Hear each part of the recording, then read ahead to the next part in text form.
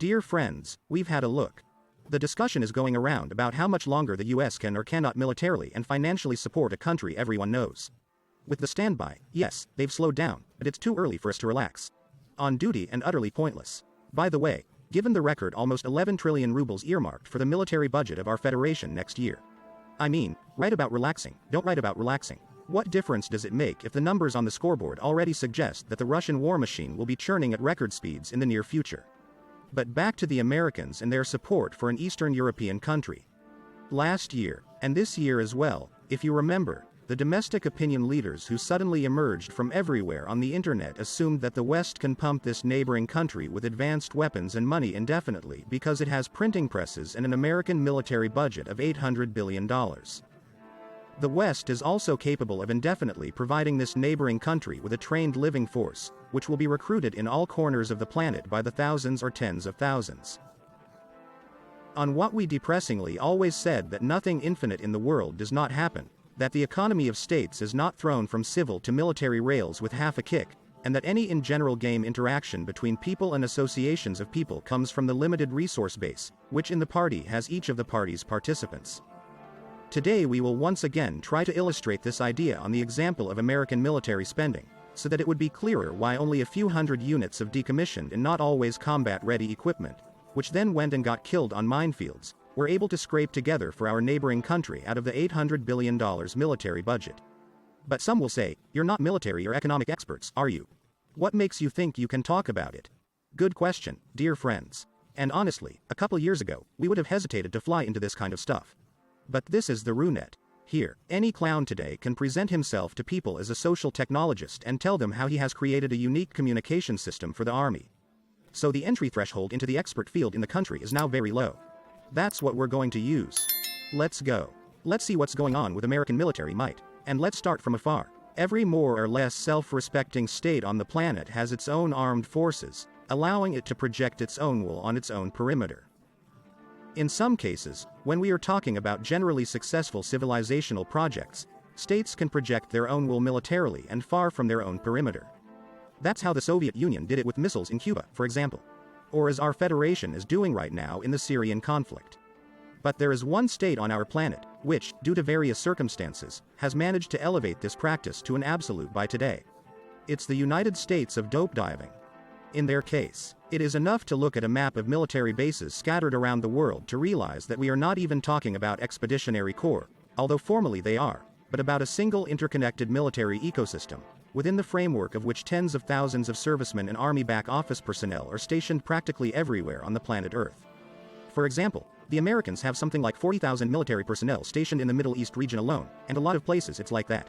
Slightly lower concentration just in the Asian part of Eurasia, because that's where we are with China, and it's hard to get close to there. They can put an eagle's beak under an eagle's tail. Generally, this global positioning itself is taken as a sign of the greatest American power.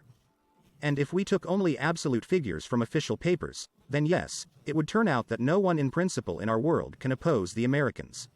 It has the most bases, the most hard currency, the most high-tech, and a very large number of highly trained manpower.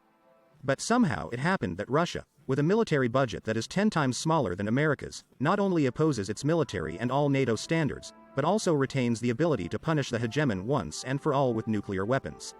It turns out this way because reality, real economy, real developments and effective ways of putting these developments into operation impose quite severe limitations on the beautiful figures from official papers.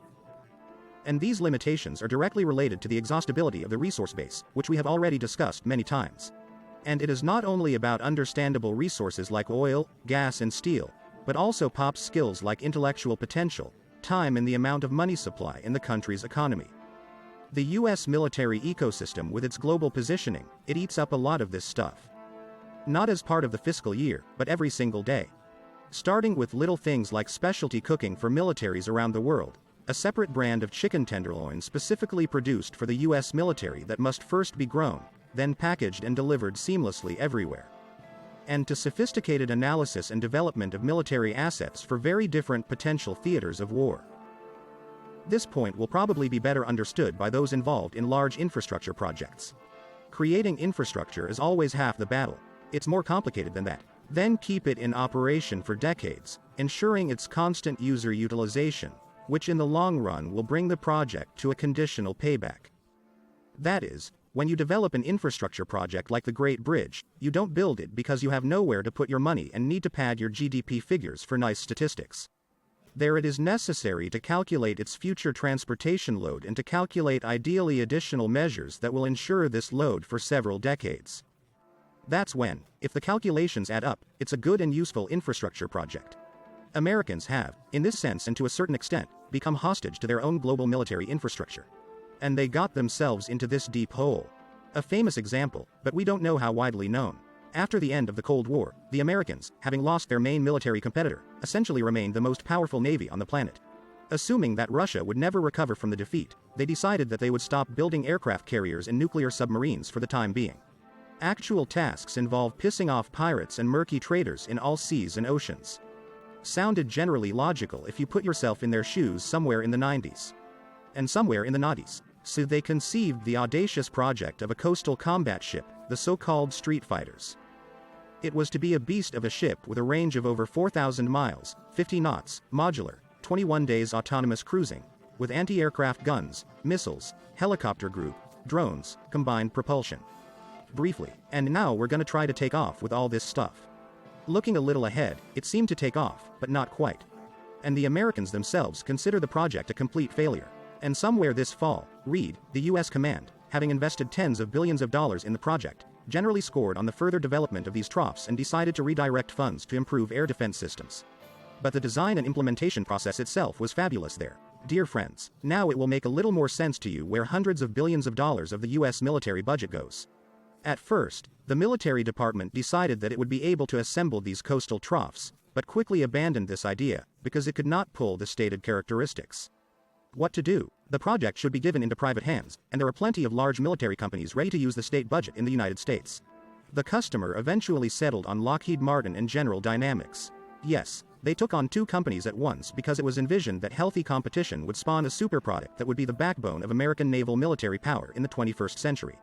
It was also assumed that the troughs would end up coming out fairly cheap by warship building standards at $150 to $230 million a ship or so. And it was initially decided to build 4 intelligible working samples. By 2009 they had built 2 instead of 4, but those 2 cost the same as all 4. Approximately $400 million per vessel, and the US command, freaked out, at first even cancelled orders for additional ships. That said, plans to make Street Fighters, the backbone of the American fleet, went nowhere. And everybody kind of realized that these ships under the new naval doctrine required a lot of ships. But the US military command, given the new water, couldn't decide exactly how much. First planned 56, then no, 82, then no, 63, then no, 55. We finally settled on 52, and quickly, to renew the fleet of aging frigates and minesweepers as soon as possible. Is to the point about the constant need to keep cumbersome infrastructure up and running. Because decrepit infrastructure doesn't give a shit how successful or unsuccessful you've already been in new development. The old stuff should be changed anyway, before it goes down on its own or is morally behind the competition. Lockheed Martin and General Dynamics ended up with contracts for 10 combat vessels from each. Lockheed Martin decided that they would use aluminum in their hulls, and they did, but at high speeds the aluminum was cracking. And General Dynamics made combined engines, diesel plus gas turbines, which turned out to be so difficult to operate that the ship's crew could not subdue them when they broke down and could not always get to them in the compartment at all. They were complicatedly located. As a result, specialists from General Dynamics were invited to come out on the water for repairs. And if you think we're kidding, we're not. The problems with Street Fighters have been described many times in open sources, no one disputes them. And recall, the Americans have now redirected financial resources from this project to air defense development in general. The funny thing is, the troughs were eventually purchased, about 30 of them today, and launched. Because the order is there, the deadline is there, we need to show results. But in general they are considered unsuitable for serious combat operations, with very poor survivability and constantly popping up joints, like a poorly working submarine detection system, which submarines simply can't hear because of the noise of Ponzi combined engines from General Dynamics. Oh yeah, and they're now worth about $500 million a piece. And the Navy has already decided that 9 of the ships received should be decommissioned. Dozens of years of development and implementation and tens of billions of dollars have gone into this experiment, which the respected The New York Times earlier this year discreetly described as a very expensive mistake by the Navy. And then there was Zumwalt in the Recalcitrant, and the fat, expensive, but not very successful F-35, it too ate tens of billions. And there is also a lag in hypersonic high-precision weapons, which Russia is already making full use of, while the US is only test mastering it, and even then only once in a while with failures. And that's before we even get to the question of the impact of inflation on US manufacturing capacity. And with what force the US printing press is chiseling away at the budgets of all these developments, which by the time the project is delivered, cost several times more than originally anticipated. Because of this, in fact, it is simply meaningless to compare the absolute figures for the Russian and American budgets in dollars. In Russia and the US, you can afford very different amounts of materials and labor for the same $100. And the comparison is not in favor of Americans. Some time ago they decided that Russia is no longer their competitor, and now only pirates will have to chase pirates on the seas until the end of days. Then the super cool companies Lockheed Martin and General Dynamics built them very expensive Wonder Waffles with unbelievable specifications that ultimately can't be used in combat. But still had to purchase in large quantities because time had already been spent and development funds had been compacted.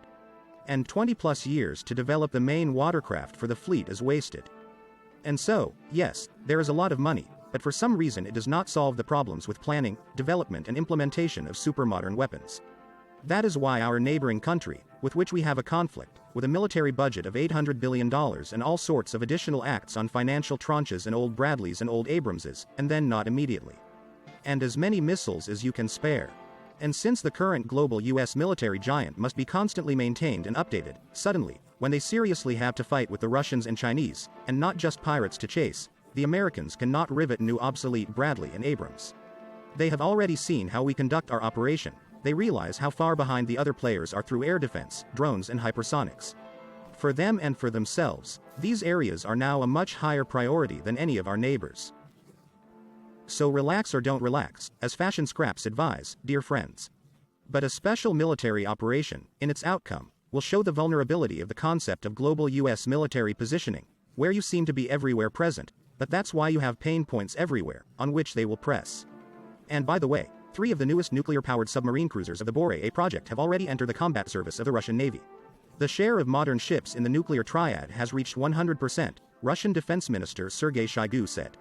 The military budget is less than the Americans, but with sane planning, adequate development and adequate subsequent introduction into the armed forces work normally and delivery dates for decades do not derail.